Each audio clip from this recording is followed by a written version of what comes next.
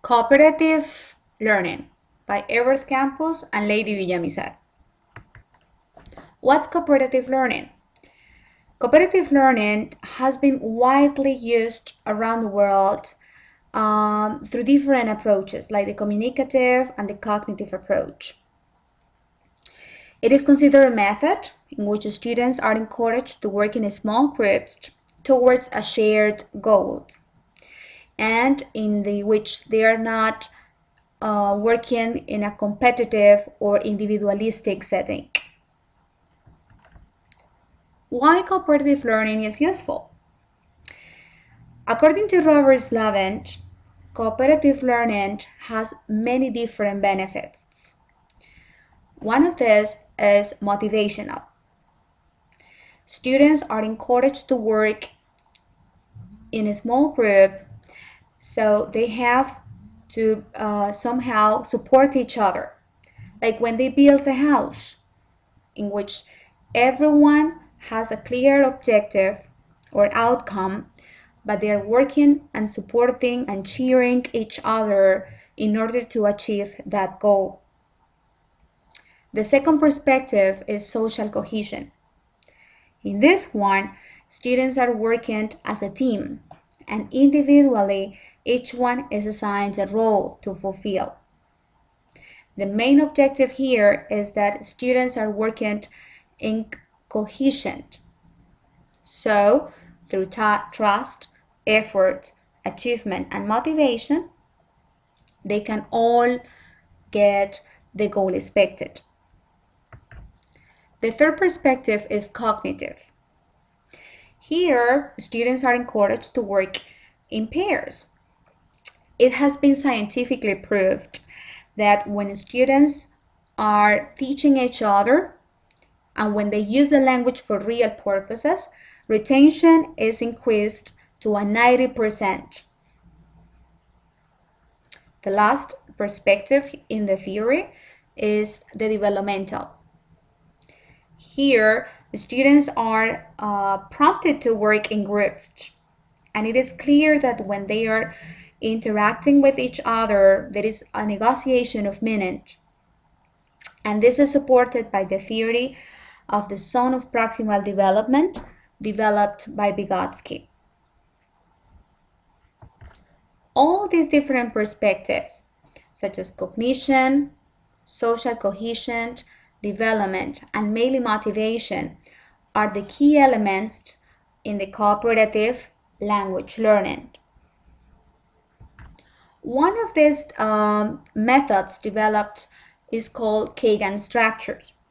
Kagan structures is a set of 150 structures or group configurations that are designed for language teachers to different purposes. Those purposes include promoting inclusion and social harmony, fostering thinking and communication skills, increasing students' engagement or motivation, and finally, fueling academic success. This theory of the Kagan structures was developed and supported by different theories. One of these is the multiple intelligences developed by Gardner. The multiple intelligences suggests that students have a big set of skills to develop. So through the Kagan structures, teachers are able to target different skills so all the students can be included. The second theory that is backing up the Kagan structure is the theory about brain studies. It has been scientifically proved that through different linguistic studies that when students read, listen, or speak, they're only activating one area or section of their brain. However, when they talk to a partner or when they explain something to a person, many areas of the brain are activated. And this is actually a reason why Kagan structures are definitely successful for language learning. It's an evidence that cooperative learning is successful in all sense. The last theory that we can use to support Kagan structures is the natural order hypothesis, developed by Krashen. He stated that language proficiency is actually divided in different stages. So depending on the stage students are in this second or foreign language learning process, we can suggest a specific set of techniques or structures to be used. So in the Kagan structures, students can start using lineups. That is a technique developed for pre-production stage. And little by little, progressively, students can go into an advanced fluency stage in which there is more communication and interaction with partners. The big objective here, the big goal, is to achieve not only language, but also content area success, generally academic success. So, as a matter of fact, we can conclude that there are 4 principles underlying these Kagan structures. Kagan structures are very practical and have shown to be very well grounded on different theories, like the ones we mentioned before. But the principles here, like positive interdependence, individual accountability, equal participation, and simultaneous interaction, should be definitely guaranteed during the structures. Teachers should be able to incorporate all the students,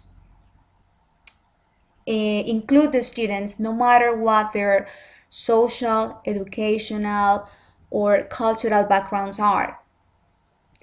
Every student should have a role and active participation in the activities. So there is actually some cognitive gain.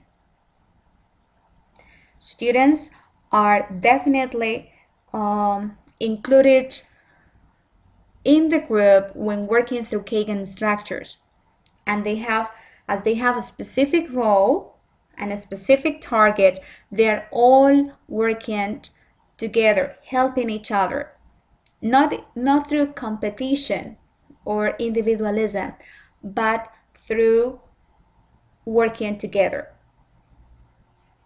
And simultaneous interaction, this last principle, this has to do with the fact that all students are engaged at the same time, so they don't have to wait for partners to work together or say things first and then they have a turn. As a matter of fact, everyone is included and everyone has a specific task to fulfill. In conclusion, we can say that cooperative learning has proven to be highly effective for any classroom setting, for any part of your lesson, and in any content area.